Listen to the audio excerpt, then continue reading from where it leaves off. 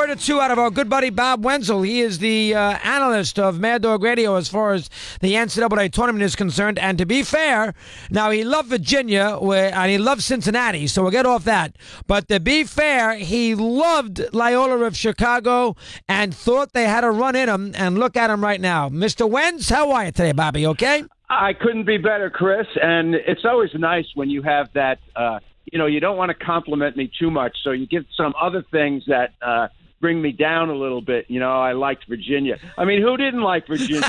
You even liked Virginia. You knew. Good boy, Bob. You don't let anybody get too overconfident. I know that. I tell you, though, you hit that Loyola team. That is a very, very good team. They know how to play. They get good shots. You kept on telling me about the Custer-Richardson combination and how they were friends in high school forever. You love the freshman center, the lefty. He reminds you of the Xavier kid. You called the team right, so you cannot be shocked that they're in the Final Four, are you or no? No, I'm not shocked. And I mean, I'm happy for them. They could have, the first 3 games they won by a total of 4 points. So they could easily have been out in the first or second and third round. So let's be fair about that. But, I mean, this is a team that has a bunch of stars. I was going to say no stars, but that's not right. They're all stars. And each guy, 3 different guys make shots at the end of the game to win games. I mean, that is so unusual. And they play so well together. They're just fun to watch. I did a game earlier this season, Chris, and they shot 75% in the first half from the field. 75%. I mean, that's unheard of because, they just get quality shots. And they're very quick. If you don't guard them, I mean, against Nevada, they had 13 layups to start the second half. It was ridiculous. It was like a layup line. They couldn't guard them. And Nevada is a good team. So it's great that they're there. I think it's great for basketball. It's great for those kids. It's great for that school. Great for the city of Chicago. I mean, it's just awesome. Did they get the break of all time that Kansas State picked off Kentucky for them or not? Absolutely. Now, Kentucky, it was all over the place this year, and they finally were starting to play well at the end. And, the fact that Kansas State beat Kentucky, Kentucky didn't make a shot. I think they were 0 for 6 from 3-point range or something crazy like that. So Kansas State just defended Kentucky too well, and those kids just, and it gave Loyola a little break because you could be overrun by the Kentucky athleticism. So the fact that Kansas State did their bidding for them, correct. I think because I liked Loyola on Saturday. I don't know if I would have picked them against Kentucky, but I did like them against Kansas State. So they got a break with that bracket the way it broke open for them there late in the Sweet 16, right, Bobby? There's no doubt about that, Chris. And lots of teams got breaks. I mean, Kentucky got breaks also. I mean, Buffalo, beat Arizona. Arizona, and then UMBC beat Virginia on that side also. So it happens, it happens like that. You get breaks every year, and that's how you advance. All right, how about Michigan? We all knew the West bracket was the worst one. Xavier was a weak 1 seed. I didn't like Xavier when I saw them there in the Big East semis when they blew a big lead to Providence. I was worried about them. They did the same exact thing in round 2 to Florida State. Florida State, a lot of athleticism. They can't shoot. A lot of athleticism. They hit the offensive glass. They had a hell of a tournament. Bad finish, but a hell of a tournament. But I don't think anybody is that shocked that Michigan, who played they got a big break, Bobby, Michigan, because they played Texas A&M 3 days after Texas A&M beat Carolina in Charlotte, and that's a huge break for them. It was a classic, game of opposites in styles. I mean, Texas A&M, very powerful inside, which is where Carolina's strength is also. So they had to be feeling very, very confident. Michigan plays totally different than Carolina. They are primarily an outside shooting team. And so it was a great contrast in style between A&M and Michigan. And Michigan, they just jumped all over them. And they just shot the threes like crazy. And they were trading threes for twos. And you don't win like that. And it was you could say that a lot about teams. Your observation about what happened in the game before affects the next game, and that happens a lot too. Because sometimes teams like Nevada, for instance, against our Loyola team here, Nevada beat Cincinnati. I mean, Cincinnati, I wasn't alone thinking Cincinnati was a Final Four team. And the game was such a brawl that they didn't have anything left when they played Loyola. So Loyola benefited, from that situation as well. Yeah, helped them. All right, now, if Haas did not get hurt, could Purdue have beaten Villanova? I don't think so. Villanova's too good. I mean, they can win any which way you want to play. I mean, they're averaging 82 or 83 points a game. Nobody can guard them. And Brunson all of a sudden is scoring more than he has in the past. And they're good at everything. They're a great rebounding team. They're a great three-point shooting team. They defend you like crazy. They make you turn the ball over. I mean, they're the best team, and they're showing it. And they're also battle-tested. They were down 6 to West Virginia and in verge of being in trouble there on Friday night and got out of the game. So nothing bothers Villanova, which is another aspect of them in this tournament. You know that? No doubt about it. They are mentally tough, and their players have been there before, and they won the national championship a couple of years ago, Then they get beat, in the first round, sometimes. But these kids have they got plenty of moxie. They got toughness. This Steve Vincenzo guy is unbelievable. Good athlete. He's unconscious from three, and he's a great athlete. I mean, he flies to the offensive glass.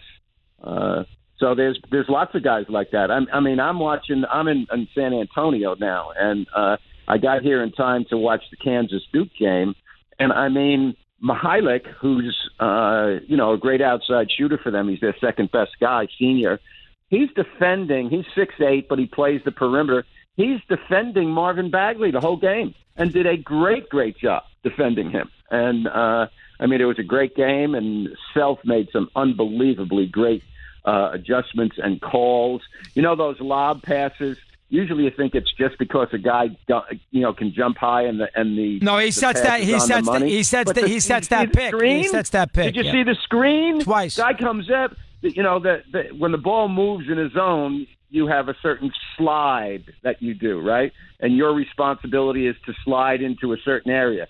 Well, he sets a screen where he knows the guy's supposed to slide. So the guy gets caught up in the screen, and now the alley-oop is there. Happened 3 times. Was unbelievably great. Yeah, very good job. Now, I will say this, Bob, and let's get to this game for a sec. Then we'll let you go. I do think that Duke's the better team in Kansas. I think if this is the NBA, they would beat them 4-2. Now, that's me. I think Duke they shot 7 for 29 from 3. They did have a possession up 3 with a minute to go in regulation and didn't get a good shot. So, I think Duke had their best, one of their big players foul out. Now, the other kid fouled out too, so I understand that. Azubuike fouled out, didn't even play in the overtime. Yeah, exactly right. 19 minutes for him and 22 minutes for Carter. But I do think that Duke, talent-wise, best of 7 would win a series against Kansas. Do you agree with that?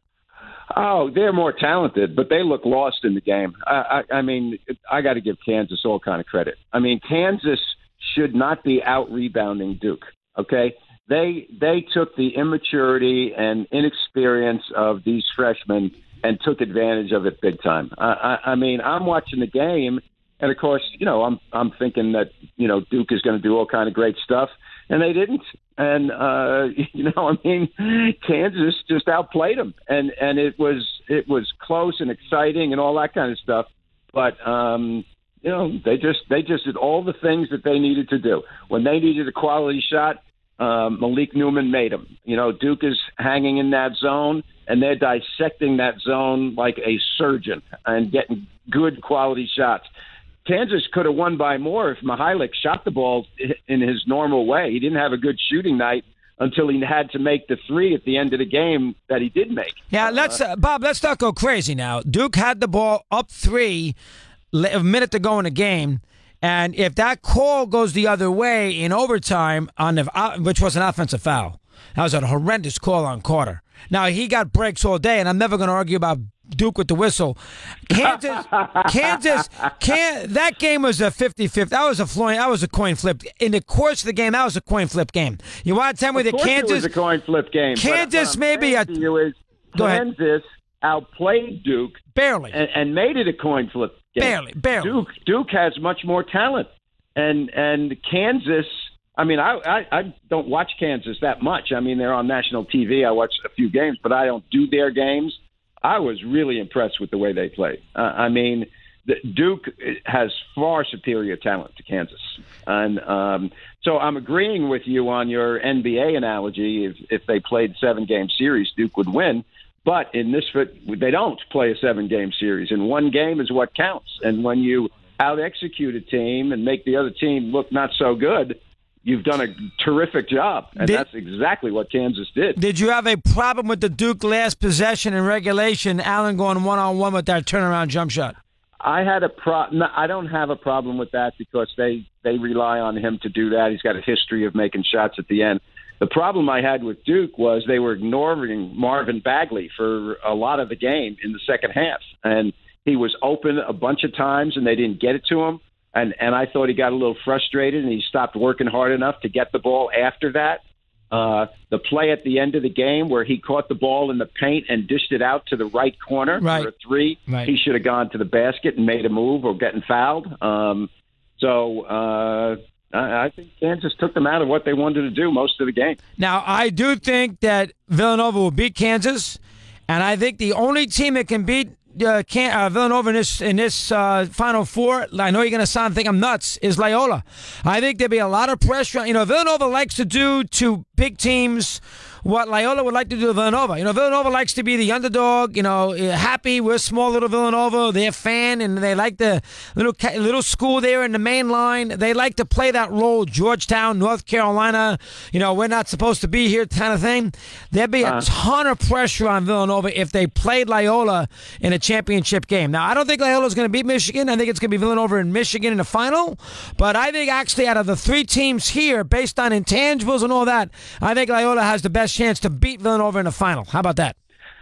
Well, I hadn't thought of it that way, but I don't have a problem with that. Villanova's the best team. Loyola will have the fans because Villanova will have its own fans and some Big East fans and so on at the stadium. But the whole rest of the stadium is going to be rooting for Loyola if they get there.